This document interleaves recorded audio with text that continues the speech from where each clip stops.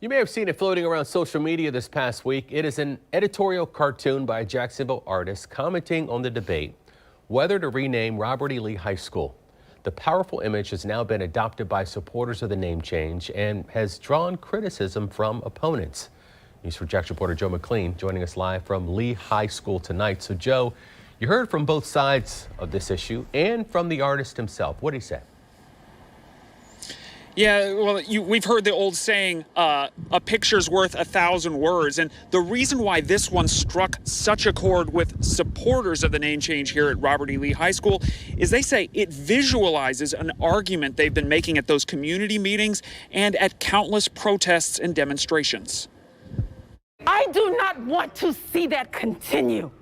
And our children most certainly shouldn't be in a school named after someone who thought we were less than. A single-framed political cartoon caused a stir in the ongoing fight over the name of Robert E. Lee High School. It shows a young black girl standing outside the school. Her shadow appears to be in chains. The artist, Ed Hall, said while he understands why alumni of the school want to keep the name, he ultimately empathized with the school's student body, made up of more than 70% black students. I kept thinking back to Ruby Bridges in 1960, that little girl that went to school. I can only imagine what it would be like to have to see that name on that school every day.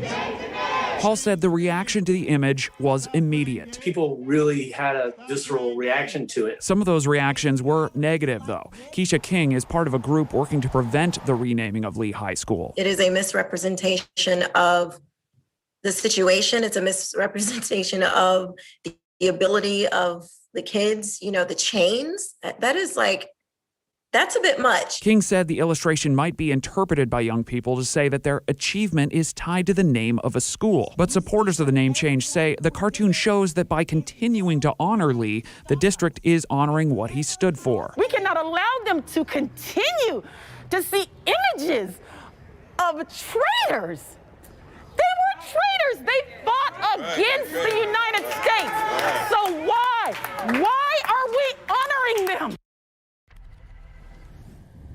As a reminder, the next step of the name change process here at Lee High School is the community balloting. That starts on Monday. Then the final decision from the school board, that's expected in June.